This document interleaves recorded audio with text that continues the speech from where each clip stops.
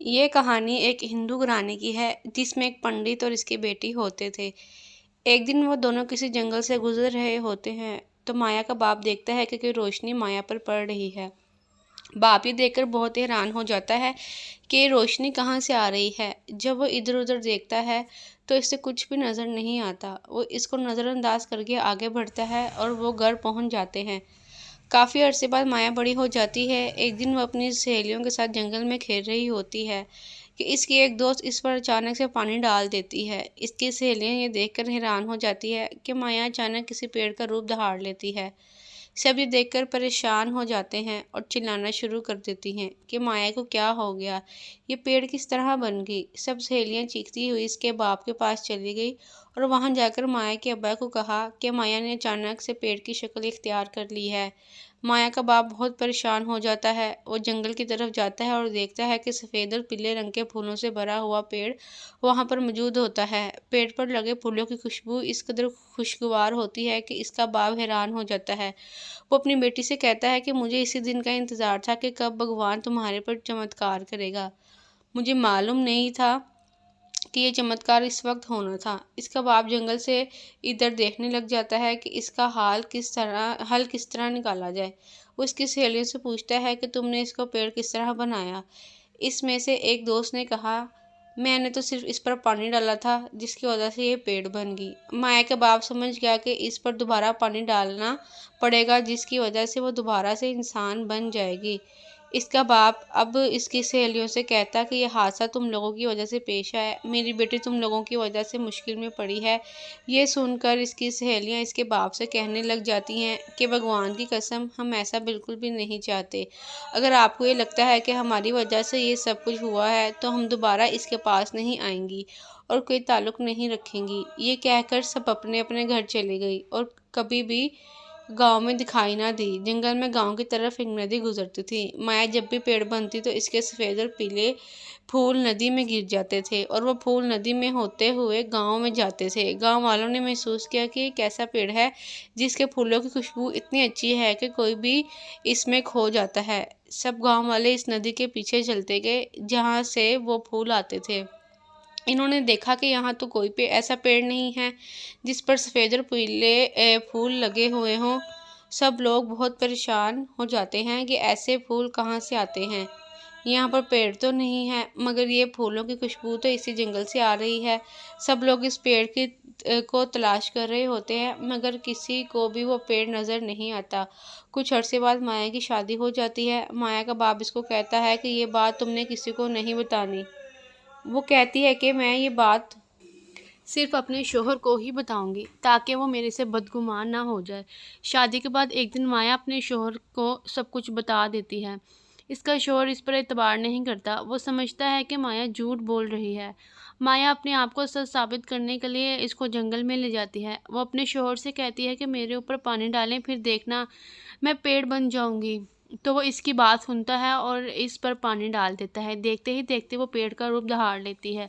ये सब कुछ देखकर इसका शोहर परेशान हो जाता है। वो कहता है कि ये क्या हो गया है तुम्हें। माया इसको कहती है कि आप परेशान ना हो, आप मुझ पर दोबारा से पानी डालेंगे तो मैं अपनी असली शक्ल इख्तियार कर लूँगी। ये सुनकर इसका शोहर इस पर दोबारा पानी डाल देता है। पानी डालते ही वो अपनी असल हालत में आ जाती है। वो कहता है कि ये सब कुछ क्या है माया। वो कहती है कि ये चमत्कार है जो मेरे भगवान ने मुझे दिया है।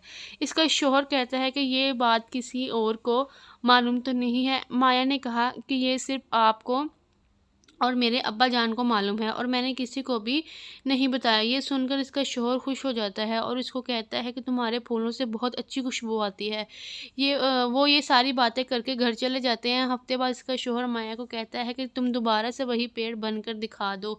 वो कहते हैं कि अगर किसी को पता चल गया तो वो कहता है कि तुम फिक्र ना करो, किसी को खबर तक नहीं होगी। हम चुपके से जाएंगे और वापस आ जाएंगे। ये सुनकर माया कहती है कि ठीक है हम अभी चलते हैं क्योंकि अब्बा जान घर से बाहर गए हुए हैं। इनके आने से पहले हम वापस आ जाएंगे। दोनों बाहर जंगल की तरफ जाने लगते हैं तो माया के शोहर की दोनों बहनें इन दोनों का पीछा कर रही होती हैं। एक बहन दूसरी बहन से कहती है कि ये हर रोज़ कहाँ पर जाते हैं, चलो आओ आज इनका पीछा करते हैं और दोनों का पीछा करते करते वो जंगल में चली जाती हैं। वो देखती हैं कि इनका भाई भाभी पर पानी डाल रहा होता है और अचानक से इनकी भाभी इनके सामने पेड़ की शक्ल इख्तियार कर लेती हैं। वो दोनों ये देखकर एकदम हैरान हो जाती हैं कि ये सब कुछ क्या हो रहा है। एक दिन एक बहन दूसरी बहन से कहती है कि मुझे तुम चुटकी काट दो, कहीं मैं ख्वाब तो नहीं देख रही। वो इसको चुटकी काटती है तो वो ज़ोर से चीख मारती है और कहती है कि नहीं, ये ख्वाब तो नहीं है, ये सब कुछ तो हकीकत है। वो सब कुछ देखकर घर वापस चली जाती है। वो दोनों बहुत ही चालाक होती हैं। एक दिन वो अपनी भाभी से कहती हैं कि हमें आपका एक राज पता चल गया है। माया घबराती हुई पूछती है कि ऐसा कौन सा राज है जो तुम दोनों को मालूम हो गया है। वो हंसते हुए कहती हैं कि हमें मालूम है कि आप एक पेड़ की शक्ल इख्तियार कर लेती हैं, इसलिए तो हर रोज़ घर से बाहर जाती थी। ये सुनते ही माया कहती है कि तुम्हें किस तरह पता चला। उन्होंने कहा कि हमने आपको पेड़ बनते हुए देख लिया था। माया इनसे कहती है कि तुम दोनों मुझसे वादा करो कि तुम ये राज किसी को भी नहीं बताओगी। वो कहती है कि भाभी आप परेशान ना हो, हम किसी को भी नहीं बताएंगी। ये राज आपके और हमारे दरमियान, ये तो हम दोनों के दरमियान राज रहेगा, लेकिन हमारी एक शर्त है। माया कहती है कि मुझे बताओ, मैं तुम्हारी हर शर्त मानने के लिए तैयार हूँ। वो कहती है कि आप हमें एक दफ़ा पेड़ बनकर दिखाएं। ये सुनकर माया ने कहा कि तुम लोग किस तरह की बातें कर रही हो, मैं ऐसा नहीं कर सकती। वो गुस्सा हो जाती है और माया से कहती है कि अगर आपने ये काम ना किया तो हम सब गाँव वालों को बता देंगे। माया कहती है कि ठीक है, लेकिन एहतियात करना, ये ना हो कि कुछ बुरा हो जाए। वो दोनों कहती हैं कि आप परेशान ना हो, ऐसा कुछ भी नहीं होगा। वो तीनों जंगल की तरफ चली जाती हैं। माया इन दोनों से कहती है कि मेरे ऊपर वक्त पर पानी डाल देना, ये ना हो कि तुम लोग भूल जाओ और मैं किसी मुश्किल में पड़ जाऊं। वो दोनों कहती हैं कि आप इतना परेशान क्यों हो रही हैं, हमने कहा ना कि सब कुछ ठीक हो जाएगा, हम इतनी भी बच्चियां नहीं हैं कि हमें समझ ना हो। ये कहते ही इनमें से एक भाभी पर पानी डाल देती है। जब माया पेड़ बन जाती है तो वो दोनों इस पेड़ को देखकर हैरान हो जाती हैं और कहती हैं और इस पेड़ के फूलों की खुशबू से वो दोनों पागल हो जाती हैं। इनमें से एक दरख्त के ऊपर चढ़ती है और इसके वजन से दरख्त का एक हिस्सा टूट कर नीचे गिर जाता है। इसको देखकर दूसरी भी दरख्त के दूसरे हिस्से पर चढ़ जाती है और देखते ही दरख्त का दूसरा हिस्सा भी टूटकर नीचे गिर जाता है। इस दरख्त में से अजीबोगरीब आवाज़ें आना शुरू हो जाती हैं। माया ज़ोर ज़ोर से चिल्ला रही होती है कि ये तुम दोनों ने क्या कर दिया, मुझे बहुत तकलीफ़ हो रही है। वो दोनों एक दूसरे को कहती हैं कि मैंने तो कुछ भी नहीं किया, अचानक से ऐसा हो गया। वो एक दूसरे को कहती हैं कि जल्दी करो, भाभी पर पानी डालें इससे पहले कि देर हो जाए। वो दोनों माया पर पानी डालती हैं और देखते ही देखते माया आधी इंसान की शक्ल और आधी पेड़ की शक्ल इख्तियार कर लेती है। ये देखकर वो दोनों परेशान हो जाती हैं। वो देखती हैं कि माया के दोनों बाजू में से खून निकल रहा होता है। वो भागकर वापस घर चली जाती हैं। इतने में इनका भाई पूरे गांव में अपनी बीवी को ढूंढ रहा होता है कि वो कहाँ चली गई है। वो देखता है कि वही पेड़ के फूलों की खुशबू आ रही है जो इसकी बीवी बनती थी। वो बहुत परेशान हो जाता है।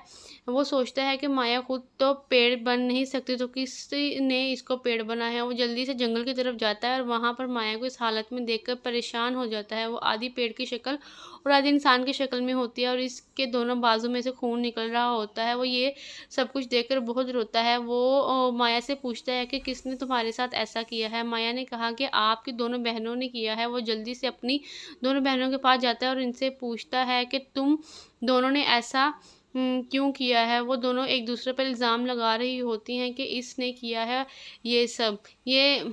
ये सब कुछ सुनकर माया कहती है कि इन दोनों को छोड़ दें, जो होना था वो तो हो चुका है। इसका शौहर कहता है कि तुम्हें डॉक्टर के पास ले जाऊं। वो डॉक्टर के पास लेकर जाता है तो डॉक्टर इसको देखकर हैरान हो जाते हैं कि ये क्या चीज़ है और वो इसको कहता है कि इस किस्म का इलाज हमारे पास नहीं है। ये सुनकर इसका शौहर रोने लग जाता है। माया इसको कहती है कि अब तो मैं बेकार हो चुकी हूँ, मुझे तुम छोड़ दो, तुम मुझे अपने पास रखकर पूरी ज़िंदगी क्या करोगे।